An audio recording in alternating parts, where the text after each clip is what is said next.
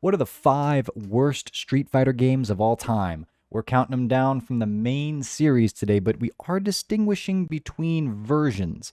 All on this week's episode of EventHubs Talkin' Block.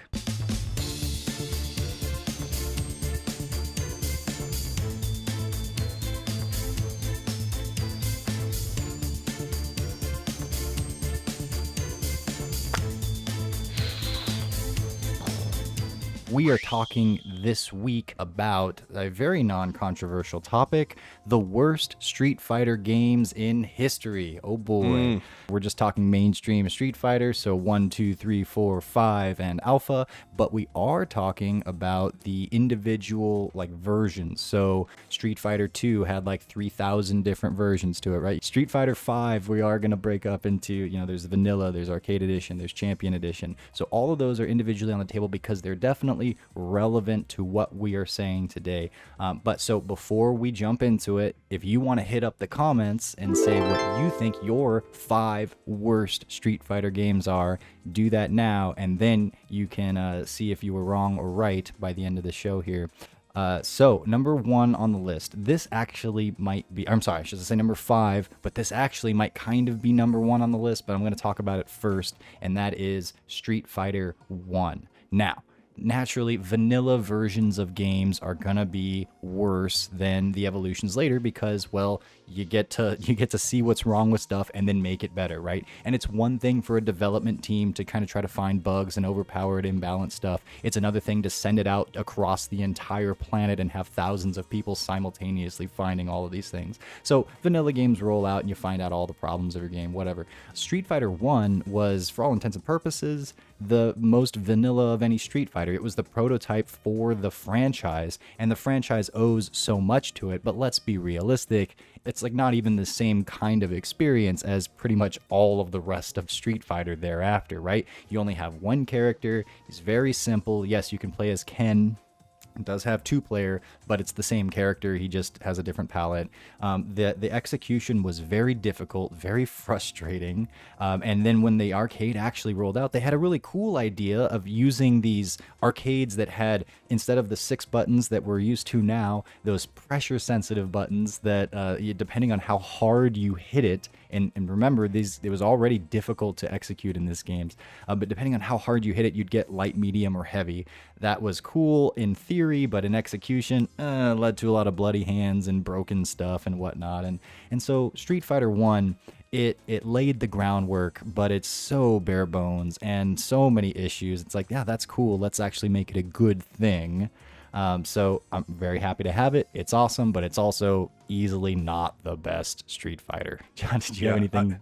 I remember Capcom actually talking about potentially remixing it, like an HD remix and stuff of it, and the ideas came in.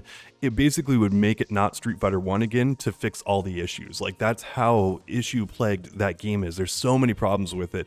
It's fun as a time capsule to see what it was like back in the day, but there's a reason how come Street Fighter 2 became the phenomenon it did, and Street Fighter 1 was just known as a solid success. It was good for Capcom. They did a good job with it overall for the time, but things are very different now than they were in 1987.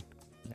Number 4 on our list happens to be a Street Fighter 4 entry. John, did you think I was going to put any Street Fighter 4 on this list? I'm really glad you did. I didn't know if you would, but I'm glad you did. Now, John, and we talked about this a little bit beforehand, and John kind of disagrees here. He would want to put vanilla Street Fighter 4 in this spot. That is not the game I have here, and it's understandable. The game I have here, though, is Super Street Fighter 4 Arcade Edition. Now, let's see. Why would vanilla be your choice? Just rattle it off to us. Massive damage, massive imbalances, just a bunch of broken stuff that Capcom had not figured out at that point in time. They did not understand what they kind of had, and they were really able to update the game and make it a lot better over time. But that first version of the game was just a mess when it ridiculous came to balance. Damage output, which is usually a thing with vanilla games, we've noticed. But also, they had infinites that were pretty obvious, and you had Seth could throw a fireball and then also do a super at the same time, so you couldn't ever absorb or jump fireballs. A lot of goofy stuff like that. You're you're right. Literal unblockables too with supers, because like when you would activate, I think like you would do a move and then you'd activate ultra, like it was unblockable for a frame or two. So if that move was inside of you, you literally couldn't block it. So there was just so many bugs and so many problems in that. Yuck. Yes, absolutely. So I hear what you're saying with vanilla, but also how much of that stuff did we realize while vanilla was the main game versus how much do we look back and go, oh man, these unblockables, this stuff, it's even worse, right? And maybe that's part of the equation, maybe not. But Super Street Fighter 4 Arcade Edition. Let me lay out my argument for this one. Okay, so this was in 2010, technically. It dropped in Japanese arcades, and this introduced Yun, Yang, and then Evil Ryu and Oni, I believe. The rest of the world only kind of heard rumors about what was going on, but we already knew that things were bad in terms of bringing, it was Yun and Yang specifically, and it ended up being Yun more so, but these characters, by Ono's direct admission, were overtuned on purpose for the sake of building community and competitive spirit. And the only thing I can think of here is like everyone's going to hate fighting these characters, hate that these are in. But they designed the new content to unbalance the game. And sure enough, we knew it was coming, and then it came, and it was ridiculous. The competitive spirit of Street Fighter 4, I don't want to say died, but was like frozen for a time here. And yes, Yun was just absolutely ridiculous in his abilities. I'm not going to go through all of them, but AE Yun, anyone that played through Street Fighter 4, they hear AE Yun and you get a shudder. At this point, Vortex was a huge problem in Street Fighter 4 that we were all trying to deal with. The unblockables in AE were crazy ridiculous. There was characters that had other characters had clear problems, like Fei Long, for instance, and a lot of his abilities and whatnot. And instead of attending to these things, they threw an overpowered on purpose Yun at us. It's like, what were you thinking? You did this on purpose, as opposed to, yeah, I missed some stuff in vanilla. Of course you did. You did this on purpose. And it was at a time where you really could have fixed other stuff. They rolled out just 2 months after it hit consoles worldwide in June of 2011. 2 months later, they announced what I can only see as an emergency balance patch in the 2012 update. And a few months later in December, that rolled out. 2012 actually rolled out in 2011. But yes, this was a really bad look for Street Fighter 4 at this time. It was not fun. It kind of made everyone go like, what are we doing here? Can we get the Yun with the 2 fingers just flipping everyone the bird and not get banned from YouTube? It's in the banner already. All right. So number 3 on the list here, Vanilla Street Fighter 5. This should come as a surprise to no one. And this is the one that I lived through. And as upset as I was about Arcade Edition, more so this was a rushed out the door 65-ish% done game at a time where, by the way, when this game was announced, Ultra was only 6 months out of the door, and everyone was completely content to continue. Not everyone, I shouldn't say everyone, but a lot of people were content to continue to play Street Fighter 4. This game comes barreling in, although Street Fighter 4 out, takes over in 2016 because it has to be here in 2016 and it has to be on the Pro Tour.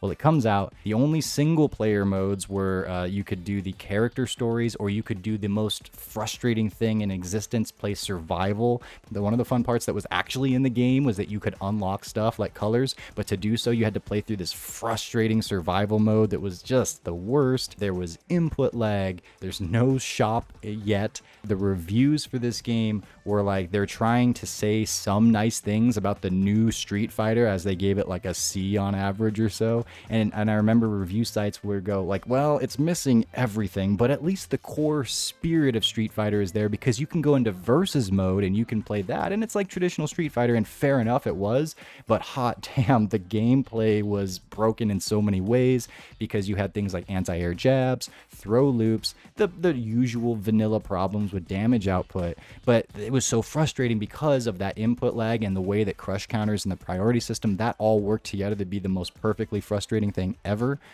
Oh, by the way, then it had a rootkit. This was just a terrible, terrible launch. I think it was Ultra David famously said that this is the worst major fighting game launch in recent history. I don't disagree with him. Great quote. Yeah, and the game actually had worse netcode back then than it has now. I know that's hard to imagine for people, but it really was the case. They actually did patch a netcode a few times. Wow. Yeah. All right, so Street Fighter 3 New Generation is the next one on the list. And this was the start of what would be a very, well, simultaneously successful and unsuccessful Street Fighter, but this was pretty much all not successful at the time. John, what do you have to say about what do you remember about Street Fighter 3 rollout? I remember playing it the first time in the arcades, and it was so hyped up, and it was so, like, everyone was waiting for Street Fighter 3 for the longest time, because we got 50 versions of Street Fighter 2. So Street Fighter 3, everyone was super hyped about it, and then we got it, and it was like, what is this? It was just not well received by the community. Was it Street Fighter? Because it was Street Fighter. In my research of this started as not a Street Fighter game, and it eventually kind of got a Street Fighter coat of paint thrown on at the end, and Ryu and Ken forced in there. But it wasn't made originally by a team that was intending to make it Street Fighter. It wasn't like the most advanced people at Capcom at the time. Some came in later, but this was kind of something else that was sort of shoehorned into being Street Fighter 3. Yes, but it still did play like a Street Fighter game. You could go back and play it, but the thing that was not Street Fighter like was the fireballs. Pretty much got negated from the get-go.